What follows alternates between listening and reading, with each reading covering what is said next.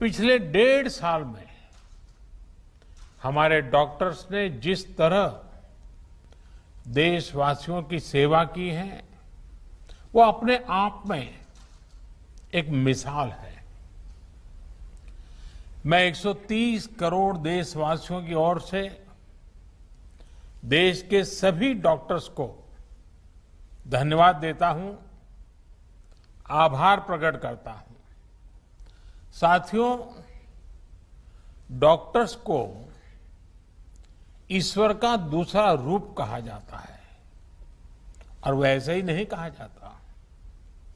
कितने ही लोग ऐसे होंगे जिनका जीवन किसी संकट में पड़ा होगा, किसी बीमारी या दुर्घटना का शिकार हुआ होगा, या फिर कई बार हमें ऐसा लगने लगता है कि क्या हम किसी हमारे अपने को खो देंगे।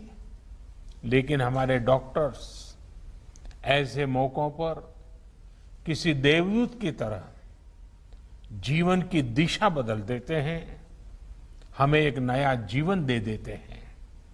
साथियों, आज जब देश कोरोना से इतनी बड़ी जंग लड़ रहा है, तो डॉक्टर्स ने दिन रात मेहनत करके लाखों लोगों का जीवन बचाया है। ये पुण्य कार्य करते हुए देश के कई डॉक्टर्स ने अपना जीवन भी न्यौछावर कर दिया।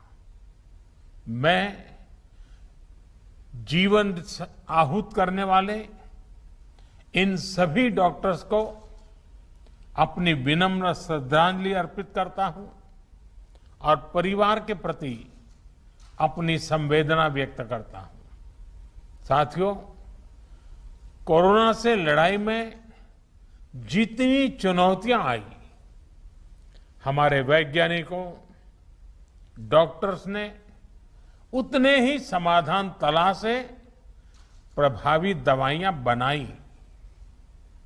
आज हमारे डॉक्टर्स ही कोरोना के प्रोटोकॉल्स बना रहे हैं, उन्हें लागू करवाने में मदद कर रहे हैं। ये वायरस नया है, इसमें नए नए म्यूटेशंस भी हो रहे हैं, लेकिन हमारे डॉक्टर्स की नॉलेज, उनके एक्सपीरियंस, उनके अनुभव वायरस के इन खतरों और चैलेंजेस का मिलकर मुकाबला कर रहे हैं। इतने दशकों में जिस तरह का मेडिकल इंफ्रास्ट्रक्चर देश में तैयार हुआ था, उसकी सीमाएं आप भली भांति जानते हैं। पहले के समय में मेडिकल इंफ्रास्ट्रक्चर को किस तरह नजरअंदाज किया गया था, इससे भी आप परिचित हैं। हमारे देश में जनसंख्या का दबाव इस चुनौती को और कठिन बना देता है। बावजूद इसके कोरोना के दौरान अगर हम प्रति लाख जनसंख्या में संक्रमण को देखें, मृत्यु दर को देखें, तो भारत की स्थिति बड़े बड़े विकसित और समृद्ध देशों की तुलना में कहीं संभली हुई रही है। किसी एक जीवन का असमय समाप्त होना उतना ही दुखद है, लेकिन भारत ने कोरोना से लाखों का जीवन बचाया भी है। इसका बहुत बड़ा श्रेय हमारे परिश्रमी डॉक्टर्स, हमारे हेल्थ केयर वर्कर्स, हमारे फ्रंटलाइन वर्कर्स को जाता है। साथियों, ये हमारी सरकार ही है जिसने हेल्थ केयर पर सबसे अधिक बल दिया है। पिछले वर्ष फर्स्ट वेव के दौरान हमने लगभग 15,000 करोड़ रुपए हेल्थ केयर के लिए आवंटित किए थे, जिससे हमारे हेल्थ इंफ्रास्ट्रक्चर को बढ़ाने में मदद मिली। इस साल हेल्थ सेक्टर के लिए बजट का एलोकेशन 2 गुने से भी ज्यादा, यानी 2 लाख करोड़ रुपए से भी अधिक किया गया। अब हम ऐसे क्षेत्रों में हेल्थ इंफ्रास्ट्रक्चर को मजबूत करने के लिए 50,000 करोड़ रुपए की एक क्रेडिट गारंटी स्कीम लेकर आए हैं, जहां स्वास्थ्य सुविधाओं की कमी है। हमने बच्चों के लिए जरूरी हेल्थ इंफ्रास्ट्रक्चर को सशक्त करने के लिए भी 22,000 करोड़ रुपए से ज्यादा आवंटित किए हैं। आज देश में तेजी से नए एम्स खोले जा रहे हैं, नए मेडिकल कॉलेज बनाए जा रहे हैं, आधुनिक हेल्थ इंफ्रास्ट्रक्चर खड़ा किया जा रहा है।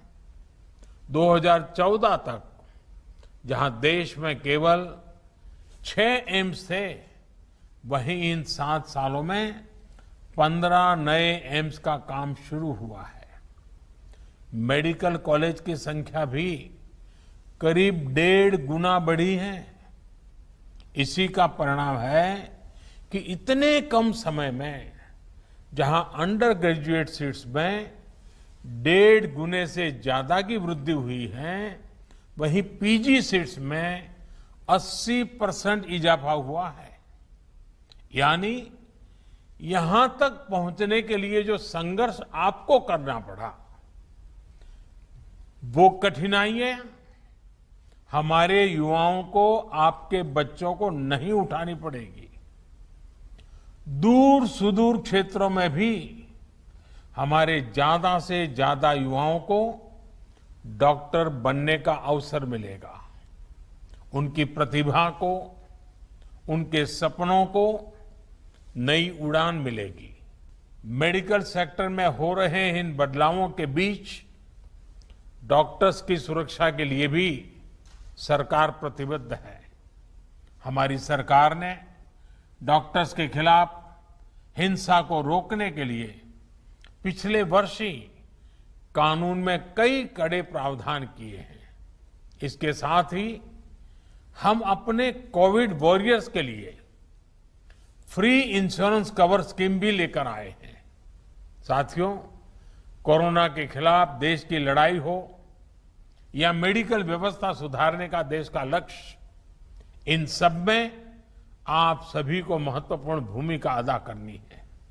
उदाहरण के तौर पर, जब आप सभी ने पहले फेज में वैक्सीन लगवाई, तो उससे देश में वैक्सीन को लेकर उत्साह और विश्वास कई गुना बढ़ गया।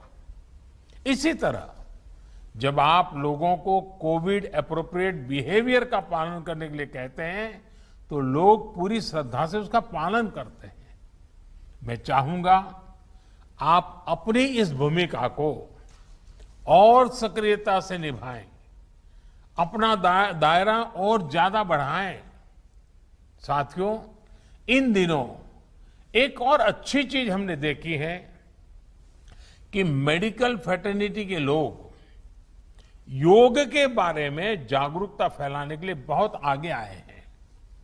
योग को प्रचारित प्रसारित करने के लिए जो काम आजादी के बाद पिछली शताब्दी में किया जाना चाहिए था, वो अब हो रहा है। इस कोरोना के काल में योग, प्राणायाम का लोगों के स्वास्थ्य पर किस तरह सकारात्मक प्रभाव पड़ रहा है, पोस्ट कोविड कॉम्प्लिकेशन से निपटने में योग किस तरह मदद कर रहा है, इसके लिए आधुनिक मेडिकल साइंस से जुड़े कई संस्थानों द्वारा एविडेंस बेस्ड स्टडीज कराई जा रही है।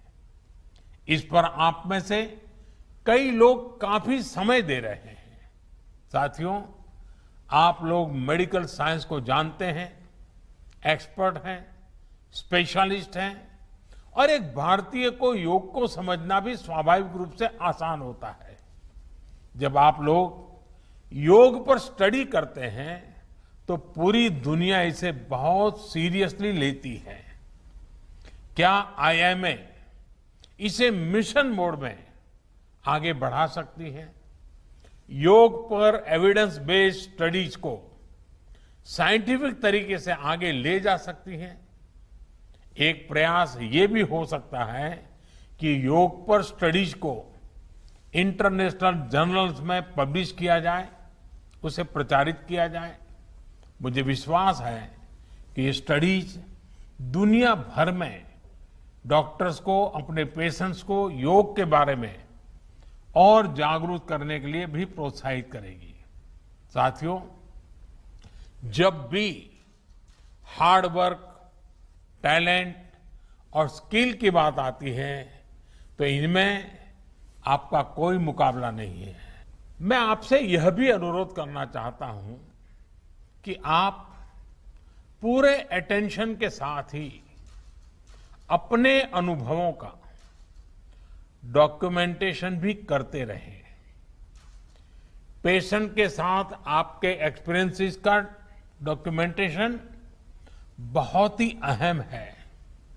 साथ ही मरीज के सिम्टम्स, ट्रीटमेंट प्लान और उनके रिस्पॉन्स का भी डिटेल डॉक्यूमेंटेशन होना चाहिए। यह एक रिसर्च स्टडी के रूप में भी हो सकता है जिसमें विभिन्न प्रकार की दवाओं और ट्रीटमेंट्स के असर को नोट किया गया हो। जितनी बड़ी संख्या में आप मरीजों की सेवा और देखभाल कर रहे हैं, उसके हिसाब से आप पहले से ही दुनिया में सबसे आगे हैं। यह समय यह भी सुनिश्चित करने का है कि आपके काम का, आपकी साइंटिफिक स्टडीज का दुनिया संज्ञान ले और आने वाली पीढ़ी को उसका लाभ भी मिले। इससे दुनिया को जहां मेडिकल से जुड़े कई जटिल सवालों को समझने में आसानी होगी, वहीं उसके समाधान की दिशा भी मिलेगी। कोविड की यह महामारी इसके लिए एक अच्छा स्टार्टिंग पॉइंट हो सकता है। वैक्सीन किस प्रकार से हमारी मदद कर रही है, किस प्रकार से अर्ली डायग्नोसिस का लाभ मिल रहा है और एक पर्टिकुलर ट्रीटमेंट किस प्रकार से हमारी सहायता कर रहा है, क्या हम इसको लेकर ज्यादा से ज्यादा स्टडीज कर सकते हैं। पिछली शताब्दी में जब महामारी आई थी, आज उसका डॉक्यूमेंटेशन बहुत उपलब्ध नहीं है।